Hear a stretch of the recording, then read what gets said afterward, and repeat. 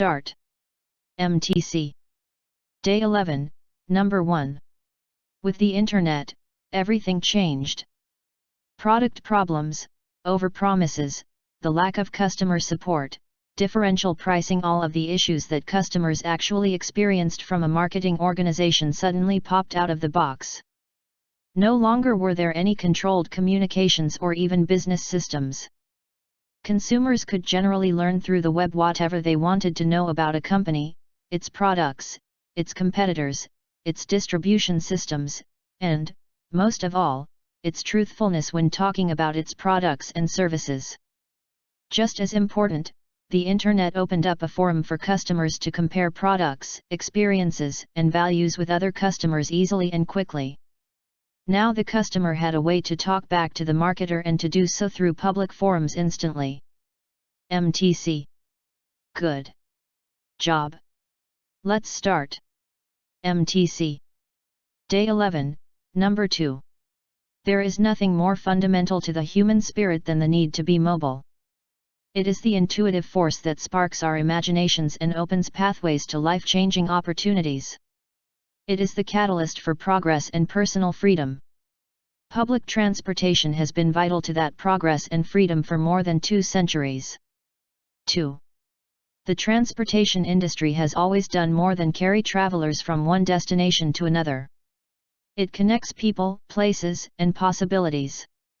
It provides access to what people need, what they love, and what they aspire to become. In so doing, it grows communities, creates jobs, strengthens the economy, expands social and commercial networks, saves time and energy, and helps millions of people achieve a better life. MTC. Good job. Let's start. MTC. Day 11, Number 3. Back in 1996, an American airline was faced with an interesting problem. 1996. At a time when most other airlines were losing money or going under, over 100 cities were begging the company to service their locations. 100. However, that's not the interesting part. What's interesting is that the company turned down over 95% of those offers and began serving only 4 new locations. 95. It turned down tremendous growth because company leadership had set an upper limit for growth. Sure, its executives wanted to grow each year, but they didn't want to grow too much. Unlike other famous companies, they wanted to set their own pace, one that could be sustained in the long term. By doing this, they established a safety margin for growth that helped them continue to thrive at a time when the other airlines were flailing. MTC. Good job. Let's start. MTC. Day 11, Number 4. Daylight isn't the only signal that the brain can use for the purpose of biological clock resetting, though it is the principal and preferential signal, when present. So long as they are reliably repeating, the brain can also use other external cues, such as food, exercise, and even regularly timed social interaction.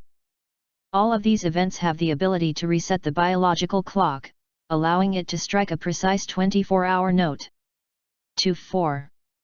It is the reason that individuals with certain forms of blindness do not entirely lose their circadian rhythm. 2-4. Despite not receiving light cues due to their blindness, other phenomena act as their resetting triggers. Any signal that the brain uses for the purpose of clock resetting is termed a Zeitgeber, from the German time giver or synchronizer. Thus, while light is the most reliable and thus the primary Zeitgeber, there are many factors that can be used in addition to, or in the absence of, daylight. MTC. Good job. Let's start. MTC. Day 11, Number 5. In their study in 2007, Catherine Kinsler and her colleagues at Harvard showed that our tendency to identify with an in-group to a large degree begins in infancy and may be innate. 2007 Catherine Kinsler. Kinsler and her team took a bunch of 5-month-olds whose families only spoke English and showed the babies 2 videos. Kinsler 5. In one video, a woman was speaking English. In the other, a woman was speaking Spanish. Then they were shown a screen with both women side by side, not speaking. In infant psychology research, the standard measure for affinity or interest is attention. Babies will apparently stare longer at the things they like more. In Kinsler's study, the babies stared at the English speakers longer. Kinsler. In other studies, researchers have found that infants are more likely to take a toy offered by someone who speaks the same language as them. Psychologists routinely cite these and other experiments as evidence of our built-in evolutionary preference for our own kind. MTC. Good job. Let's start. MTC. Day 11, number 6. Recent research suggests that evolving humans' relationship with dogs changed the structure of both species' brains. One of the various physical changes caused by domestication is a reduction in the size of the brain, 16% for horses, 34% for pigs, and 10 to 30% for dogs. 16%, 34%, 30%. This is because once humans started to take care of these animals, they no longer needed various brain functions in order to survive.